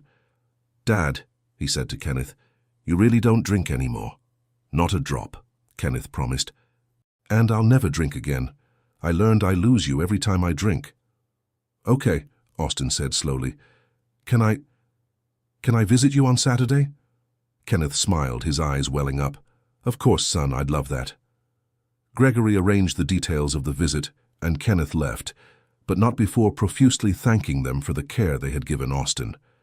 After Kenneth left, Gregory sat with Austin on the porch. "How are you feeling?" "Confused," Austin admitted. "It's just, I love my dad, but I also love you guys, and I'm scared." "Scared of what?" "Scared he'll start drinking again, scared of being alone again, scared of leaving my family here." Gregory hugged the boy. "Austin, no matter what happens, we will always be your family. Even if you go back to live with your father, you can always come here whenever you want. There will always be a room, a bed, a place at the table for you. Promise?" "I promise." "And you know why I can promise that?" "Why?" "Because real family doesn't disappear. It might get farther away physically, but the love stays the same." Austin relaxed a little. "What if my dad starts drinking again?" "If that happens, you come home immediately." "But let's hope it doesn't. Let's hope your father really has changed and you can be a happy family." "Uncle Gregory," Austin said. He had never been able to call Gregory Dad, reserving that title for Kenneth. "Thank you for taking care of me when my dad couldn't." "Thank you for letting me take care of you," Gregory replied. "You taught me a lot about fatherhood and responsibility." That night during dinner, Gregory told the whole family about Kenneth's visit and the plans for Austin. The children reacted with mixed feelings: happiness that Austin had a chance to reunite with his father, sadness at possibly losing him from the family, worry about Kenneth's reliability. "What if Austin's dad takes him away and then starts drinking again?" Sally asked worriedly. "Then Austin comes home," Julian answered. "It's that simple." "But what if he can't come back? What if it's too far?" Derek insisted.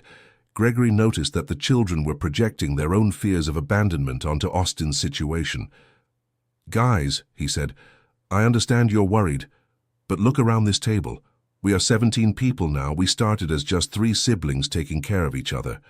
Our family grew because we had the courage to welcome people, even knowing they might leave one day." "That's true," Tyler agreed.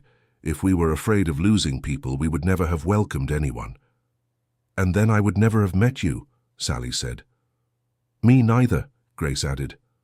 "Love doesn't shrink when it's shared," Martha said wisely. "Love grows when it's divided. And the love we gave Austin over these years won't disappear, even if he goes to live somewhere else." On Saturday, Kenneth came to pick up Austin for their first meeting. The boy was nervous, but also excited. Gregory spoke briefly with Kenneth before they left. "Mr. Kenneth, Austin is a special child. He's lived through traumas that left marks. If you have patience, affection, and consistency, I'm sure you two will reconnect." "Thank you for the advice," Kenneth said, "and thank you for taking care of him better than I could." "You are his father," Gregory replied. "We just looked after him until you were ready to be a father again." Austin returned in the late afternoon, beaming. Kenneth had taken him to the park, to the movies, and then to see the new house where they lived. "So?" Gregory asked. "How was it?" "It was cool," Austin said, but Gregory noticed a bit of hesitation in his voice. "Any problems?" "Not exactly a problem. It's just that my dad was really anxious to please me. He bought me a bunch of stuff, took me out for burgers, ice cream. It was cool, but it felt kind of forced." Gregory understood. Kenneth was trying to make up for 3 years of absence with 1 day of treats. "And how did you feel?" "Happy, but also kind of weird. It's just that here at home we don't need special things to be happy, right? We just exist together." Gregory smiled. Austin had perfectly captured the difference between genuine love and guilt disguised as generosity. "Do you want to talk to your dad about this?" "Can I?" "Of course. On your next visit, tell him that you don't need to do special things every time, that sometimes it's nice to just stay home talking, or helping with chores, or watching TV together." "Do you think he'll understand?" "I think he'll be relieved," Gregory said. "I bet he's just as nervous as you are to make this work." In the following months, Austin's visits to his father became regular and more natural. Kenneth began to understand that winning back his son wasn't about impressing him, but about being present in a consistent and reliable way. During this period, Hope Haven welcomed 3 new children: 7-year-old twins whose parents had died in an accident, and a 15-year-old teenager who had run away from home due to abuse. Gregory realized that each new child brought different challenges. The twins were traumatized by the loss and had difficulty trusting adults. The teenager was distrustful and rebellious, constantly testing boundaries. "Dad," Julian said one night after a particularly difficult day with the teenager, Brenda, "how do you have patience with everyone?" Gregory was exhausted. Brenda had yelled at Martha during lunch, refused to do her schoolwork, and started a fight between the twins. "Sometimes I don't have patience," Gregory admitted honestly. "Sometimes I get irritated, frustrated, feel like giving up. What do you do when you feel like that? I remember what I was like when I got out of prison, Gregory said. I was angry, distrustful, hurt. If you had given up on me in the first few weeks, Julian understood immediately. We wouldn't have the family we have today. Exactly. Brenda is angry and distrustful because she was hurt. She is testing us to see if we will abandon her like other people did. Our patience is proof that we are different. And the twins? They lost the most important people in the world to them. Of course, they are afraid of getting attached to us. What if we leave too? Julian became thoughtful. So we need to prove every day that we are not leaving. Every day, Gregory agreed. With small gestures, constant presence, unconditional love. Like you did with us when you came back from prison. Gregory smiled. Exactly like I did with you. At the end of the year, something happened that Gregory would never forget. Austin came to talk to him on a Saturday afternoon. Uncle Gregory, can I talk to you? Always, Austin. It's about my father.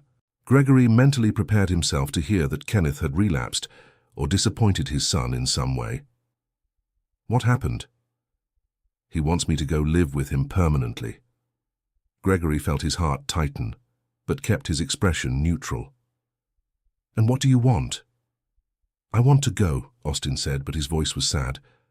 My father really changed. He is sober, has a job he likes, the house is cozy, and I love him. But I am going to miss you all so much. You are my family too. Gregory hugged the boy. Austin, you know you can come visit us whenever you want, right? And we will visit you too. I know, but it won't be the same. It won't be the same, Gregory agreed. It will be different. But it won't be worse. It will just be the next phase of your life. Do you think I'm doing the right thing? Gregory chose his words carefully. I think you are lucky, he said. You have two fathers who love you.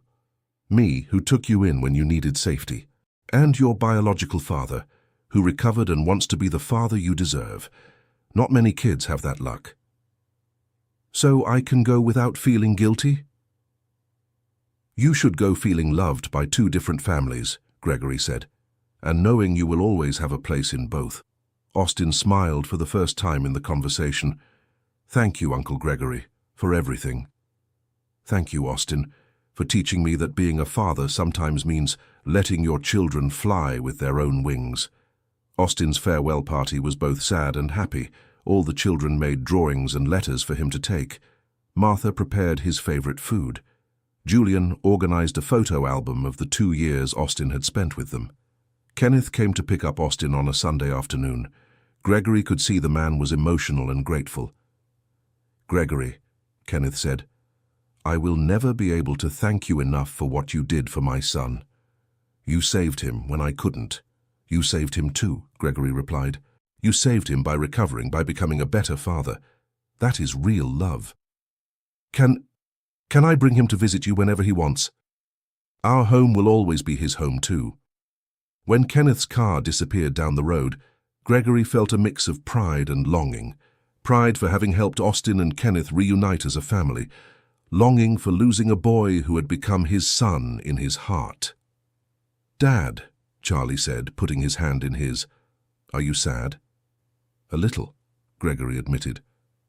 But I am also happy. How can you be sad and happy at the same time? Gregory thought about the question. You know when you lend a very special toy to a friend, he said finally. I know. You are sad you don't have the toy, but you are happy your friend is happy with it. Charlie nodded in understanding. So Austin is like a borrowed toy? Gregory laughed. Not exactly. It's more like as if we had cared for a little plant until it was strong enough to be transplanted to a bigger garden. And now will it grow happily in the new garden? Exactly. That night during dinner the table felt strange with an empty chair, but gradually conversation resumed its normal rhythm. The children talked about school, Martha spoke about plans for the winter garden, Julian discussed his university studies. Gregory realized the family had learned to handle arrivals and departures as a natural part of life. They weren't traumatic events, but transitions to be celebrated when appropriate. 2 weeks after Austin's departure, Gregory received a phone call from the social worker, Dr. Brooke. "Gregory, I have a delicate situation to discuss with you." "I'm listening." "We have a 5-year-old child who needs urgent foster care. The parents were arrested for drug trafficking, and she has no other relatives." Gregory nodded, even knowing Dr. Brooke couldn't see him. "What's the delicate situation?" "The child is HIV positive." Gregory felt an initial impact, then asked, "Does she need special medical care?" "Regular checkups, daily medication, some extra care. But with proper treatment, she can lead a completely normal life." "And why is it hard to find a family for her?" "Because many people have prejudice or fear of caring for an HIV-positive child." Gregory didn't hesitate. "When do you want to bring her to see our home?" "Gregory," Dr. Brooke said, surprised, "don't you want to talk with your family first? Think it over?" "Doctor," Gregory replied, "our family specializes in caring for children that other people don't want or can't care for. This little girl is no different from the others." "But the medical care, we'll learn. We always learn what we need to care for our children." Dr. Brooke was silent for a moment.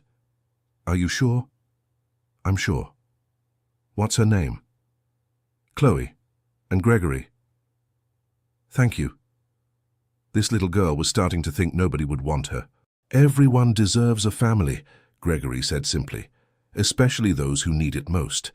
When Gregory told the family about Chloe, the reaction was immediate and unanimous. Of course they would take her in. "Dad," Sally said, "can we research her illness to better understand how to care for her?" "Great idea," Gregory agreed. In the following days, the whole family dedicated themselves to learning about HIV, treatments, necessary care, modes of transmission. Gregory was impressed with the children's maturity in handling complex medical information. "So she'll take medicine every day like I take vitamins?" Grace asked. "Sort of like that," Tyler explained, who had become the family's official researcher. "Only her medicines are more important and she can never forget. We can make a colorful schedule chart to help her remember," Lily suggested. When Chloe arrived, she was a small girl for her 5 years, with big eyes and a cautious expression. Dr. Brooke introduced her to each family member. "Chloe," Gregory said, kneeling to be at her height, "I'm Gregory, and these are your new brothers and sisters. We were waiting for you to arrive to make our family complete." Chloe looked around timidly. "I can't play with other kids," she said softly. "Who told you that?" Julian asked gently. "The lady at the house where I was before. She said I could give my sickness to the other kids." Gregory felt immense anger at the ignorance that had traumatized this small child. "Chloe," he said calmly, "that's not true. Your sickness doesn't pass from playing, hugging, eating together, or sleeping in the same room. You can play with all the children here." "Are you sure?" "As I'm absolutely sure." To prove his point, Gregory picked Chloe up and gave her a tight hug. Immediately, all the other children came closer, wanting to hug her too. Within minutes, Chloe was laughing amidst a bunch of new siblings, finally understanding it was safe to be a child. That night, Gregory was helping Chloe take her medication when she asked a question that took him by surprise. "Uncle Gregory, am I going to get sick and go away like my parents?" Gregory understood the girl had been traumatized by her parents' arrest and had associated it with her health condition. "Chloe," he said gently, "your parents didn't leave because of your illness. They left because they made bad choices. And with the medicine you take, you can be healthy for a long, long time." "Until I'm really old?" "Until you're really old," Gregory confirmed. "And will you take care of me until I'm really old?" Gregory felt his heart melt. "I'll take care of you for as long as you want me to. And when you grow up and don't need care anymore, I'll still love you like my daughter." Chloe smiled and hugged Gregory.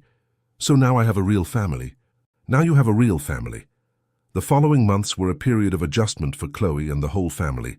The girl blossomed in the loving and stable environment. Her health levels improved, her weight increased, her cheerful personality emerged. She became particularly close to Charlie, who took on the role of protective brother. The two developed a special bond, always playing together, sharing secrets, looking out for each other. One day, Gregory received a call that would change everything again. It was from a lawyer. "Mr. Gregory Mitchell." "Yes." "My name is Carlos Mendez. I represent the Harrison family. I would like to schedule a meeting to discuss the situation of the minor Chloe Harrison." Gregory felt a chill in his stomach. The Harrison family? Chloe had said she had no relatives. "What situation?" "The child's custody.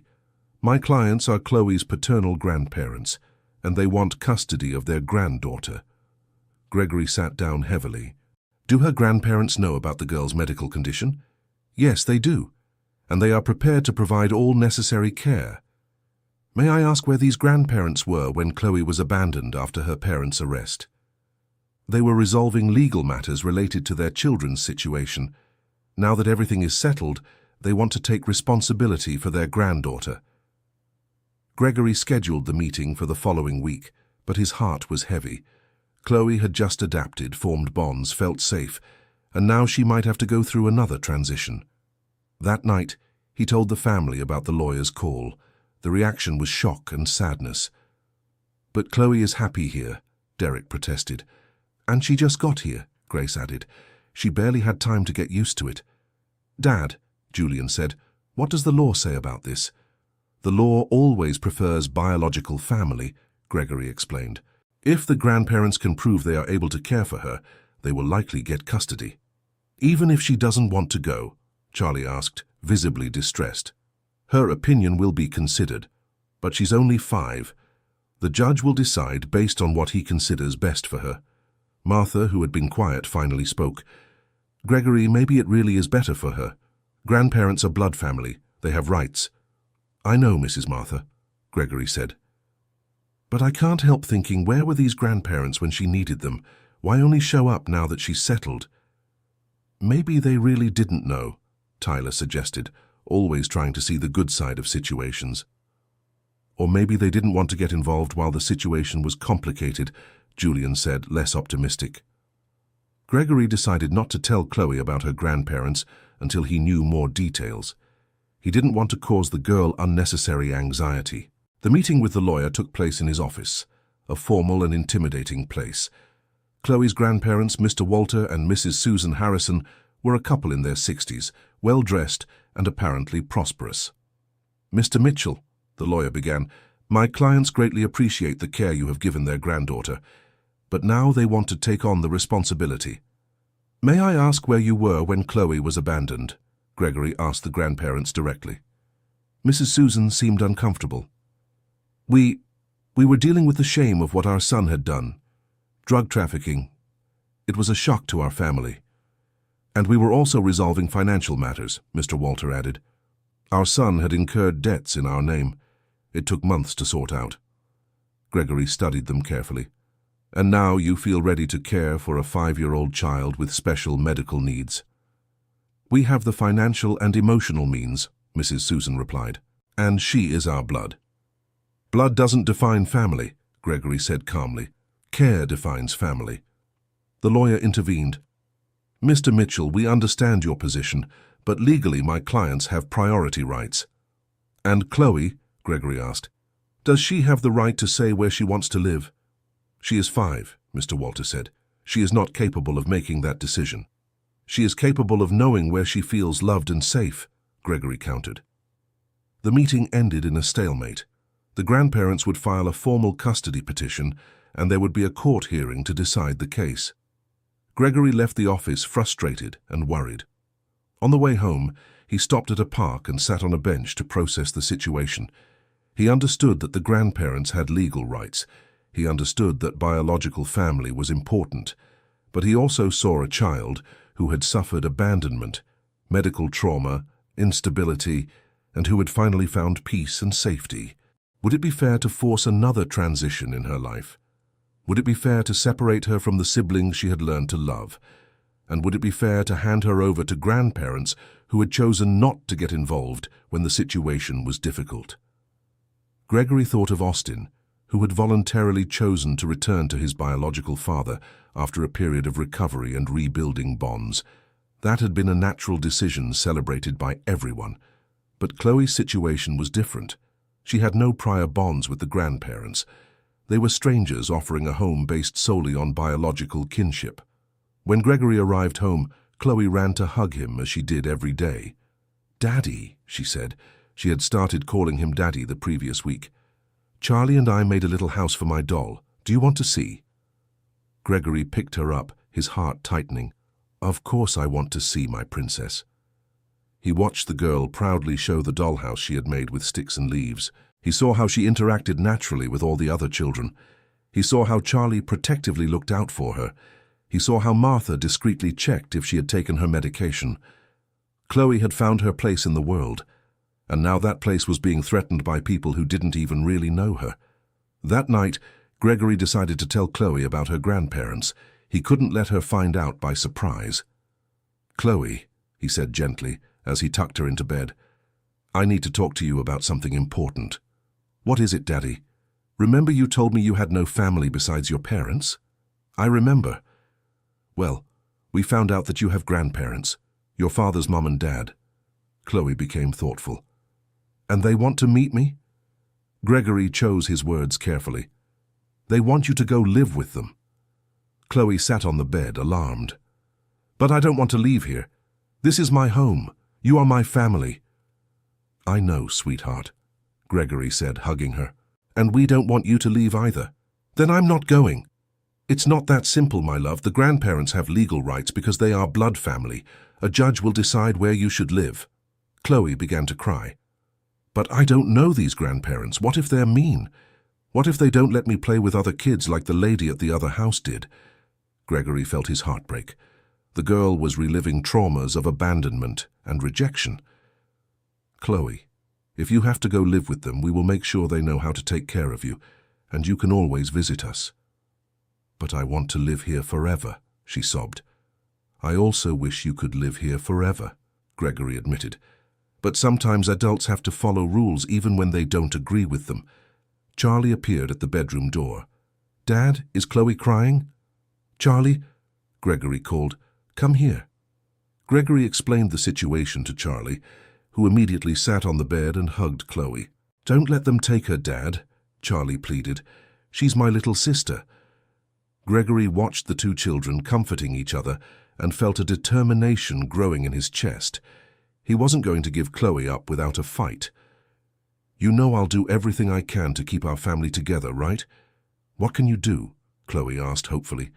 "I can hire a lawyer. I can show the judge how happy you are here. I can fight for your rights too." "Do you promise?" Gregory looked into the girl's eyes and saw the same hope he had seen in the eyes of his biological children when he had returned from prison. "I promise," he said. "I will fight for you as I would fight for any of my children." End of story. Now tell us what you thought of the story and where you are watching from. If you have something to share with us, leave it in the comments with sincere words. Do you believe Gregory made the right decision to fight for custody of Chloe? We would love to read your opinion. Thank you so much for your company.